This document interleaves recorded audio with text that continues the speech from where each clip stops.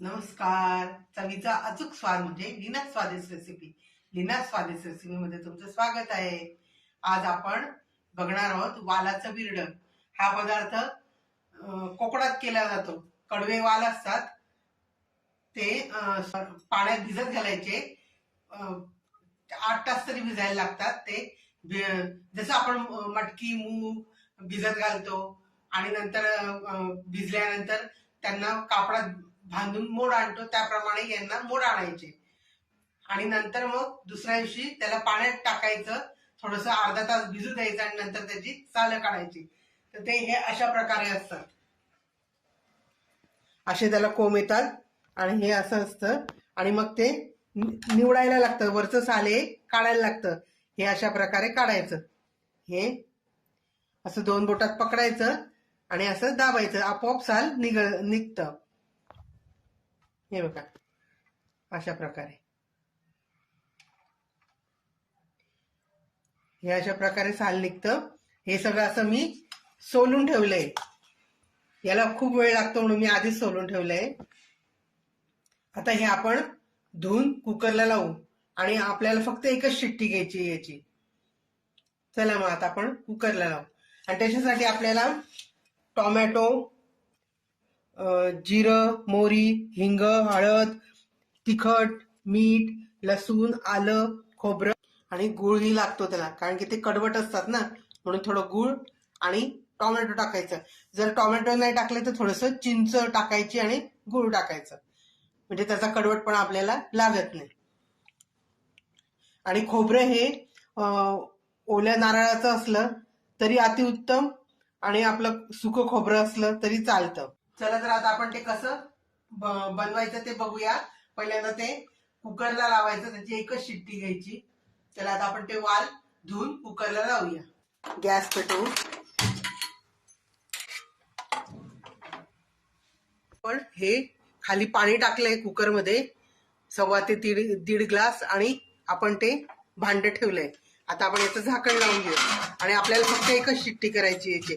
जास्त शिजून जातं ते लगेचच. मग आपल्याला खोबरं, लसूण, आलं आणि टोमॅटो हे मिक्सर मध्ये फिरवून घ्यायचंय. त्याच्यासाठी आता आपण टोमॅटो कापून घेऊया.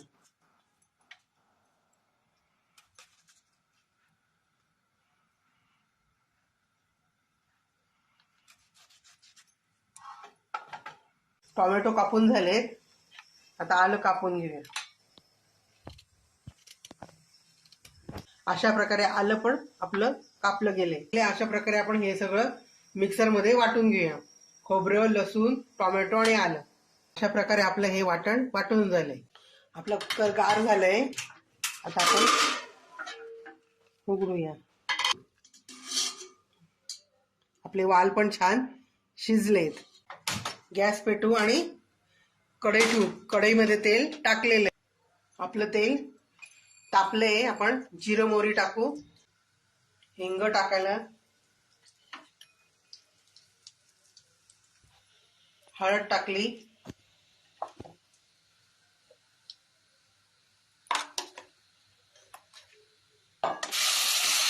वाटण टाकलं,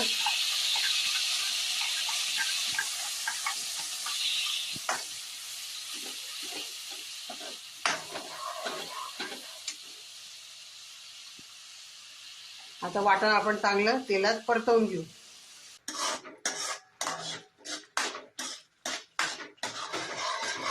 तिखट टाकू, मीठ टाकू,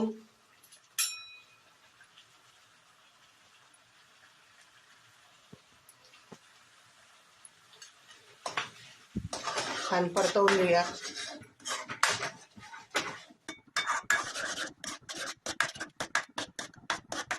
आपल्याला खूपच घाई आहे, आता पटकन हवं असेल तर काय करायचं, याच्यावरती आपण झाकण ठेवायचं, म्हणजे पटकन ग्रेव्ही शिजते. हे बघा, झाकण ठेवल्यानंतर किती पटकन ग्रेव्ही शिजली बघा.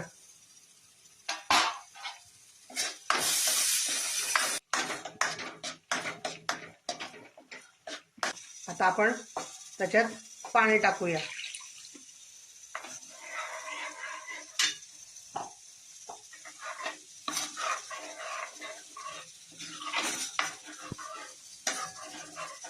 गूळ पण टाकून देऊ. गूळ टाकल्यानंतर आपण त्याला उकळू देऊया आणि मग नंतर वाळ टाकू. कोथिंबीर टाकूया.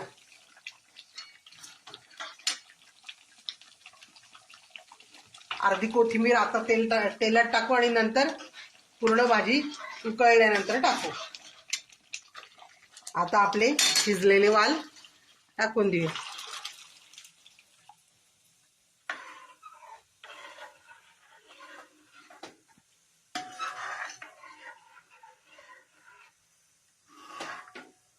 आपलं बिरडं छान उकळलंय. आपली भाजी झाली तयार. हे बघा,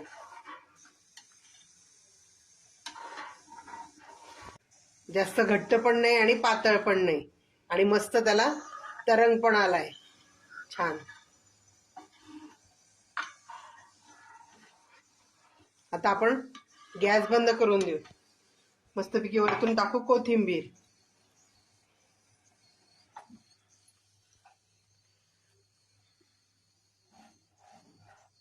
आता मस्त ताट वाढवून घेऊया जेवणासाठी. कोथिंबीर भरपूर टाकली की भाजीला चव काही वेगळीच येते.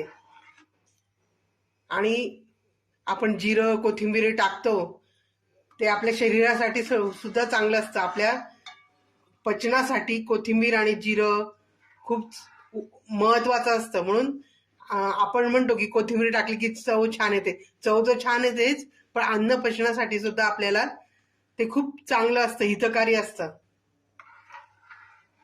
अशा प्रकारे आपलं जेवणाचं ताट तयार आहे. हे बिरडं आपण पोळीसोबत पण खाऊ शकतो आणि भातासोबत पण खाऊ शकतो आणि तांदळाच्या भाकरीसोबत खूप छान लागतं. भात आणि तांदळाच्या भाकरीसोबत, कारण की हा पदार्थ कोकणातलाच आहे म्हणून. आता तुम्ही हे बिरडं कशा पद्धतीने बनवतात हे मला कमेंटमध्ये सांगा आणि माझी रेसिपी बनवून बघा आणि मला सांगा तुम्हाला आवडलं की नाही ते. माझी रेसिपी तुम्हाला आवडली की नाही हे कमेंटमध्ये सांगा आणि तुम्ही कसं बनवतात ते पण मला सांगा. माझ्या चॅनलला लाईक करा, शेअर करा आणि सबस्क्राईब करा. सबस्क्राईब केलं नसेल तर आठवणीने करा. आता आपण परत भेटू पुढच्या रेसिपीमध्ये. Bye bye.